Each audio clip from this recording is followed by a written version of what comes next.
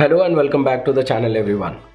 The political thinker that we'll be discussing today is Lord Acton and his work Essays on Freedom and Power. You may not have heard his name or read his book, but you definitely may have heard his quote. Power tends to corrupt and absolute power corrupts absolutely. This is one of the famous quotes by Lord Acton. And this quote was written in the context of papal infallibility. He himself was a very staunch and a believing Catholic, but he believed that the moral laws of the church are perfect, but human beings are not perfect. Born in 1834 in Naples, Lord Acton was an avid traveler. He traveled around the centers of the intellectual centers of the world where he met and discussed with great people. He knew many languages. He could speak in Italian, German, French, English. Not a very well-known figure, but he became very influential when he took up the editorship of the Rambler, the organ of the English liberal Catholicism.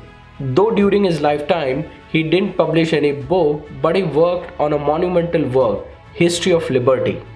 Primarily, Acton was a historian, and his idea was to search the primary sources of the history and take out the history of liberty.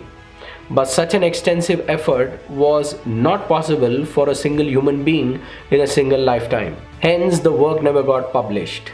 But the main theme behind the history of liberty was that how freedom and liberty has slowly emerged over a period of time from the classical times to the modern world. According to Lord Acton, if you want to understand liberty, we need to understand the power. He says you cannot understand liberty if you cannot understand the relationship between liberty and power. And after his death, whatever work he did on the history of liberty was published as Essays on Freedom and Power. Lord Acton was more of a historian than an intellectual. He viewed history as a tale of morality, in which liberty and truth slowly and gradually unfolded onto the human race. The approach Lord Acton has towards history is what you call as the liberal approach to history or the Whig approach to history. Whig approach to history is a view or looking into the history with a view that history is a process of gradual evolution from the dark ages or the dark past to the enlightened present.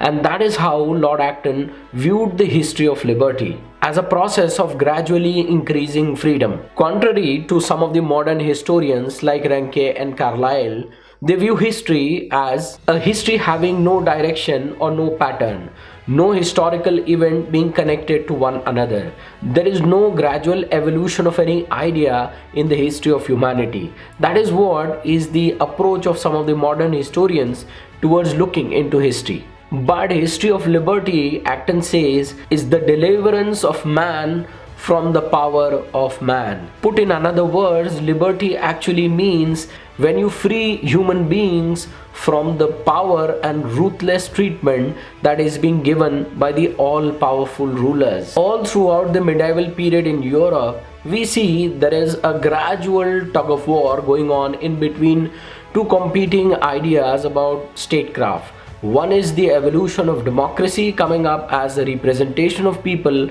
and the other one is aristocracy, where it is trying to hold on to all its power and its might. And Lord Acton warns us against the ill effects of democracy. He says that in the world there have been worst examples of democracy where democracy has justified evil practices like slave trade. Slave trade have even flourished under democracies, and the typical example is the English. He also goes on to add to it that many of the religiously intolerant societies have also been democracies. So democracy, when not taken in its proper zone or when it goes into excess, there is a high likelihood that it gets hijacked.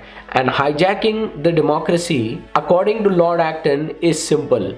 Whether it is a single man doing a tyranny or a group of people in a democracy doing the same thing, ultimately the result is one and the same. He says that tyranny of the majority, that is a democracy in excess, is similar to tyranny of a single man. We see in the medieval period that the two great powers, that is the English and the French, they fought all together for different colonies and had great fight of ideas, of intellectual debates, of political power grabbing and also colonialism. Over a period of time, both these societies developed into certain important things. You have the French Revolution giving rise to the modern third state. You have the American Constitution, which was basically a colony of the British. French favored the Americans and favored their liberation and the war of liberation from the English. And that is why Lord Acton says that according to him, the best possible solution is an American Constitution. And he says that this is a constitution that preserves both the important ideas, that is, the French Revolution's idea of popular sovereignty and the English idea of cautious parliamentarianism. Both of them are amalgamated into the US Constitution. Of his essays on freedom and power, the two are most important.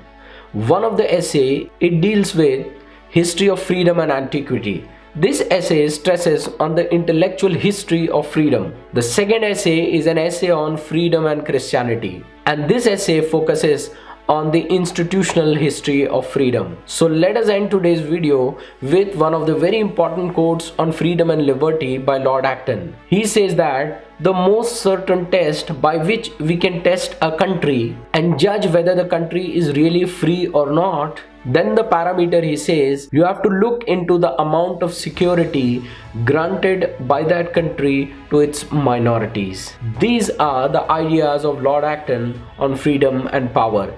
This is his concept on liberty, and how the history of liberty is basically an understanding between the history of power and its relationship with liberty. Hope that this video has helped you, and hope to see you soon with the next video. Till then, thank you very much.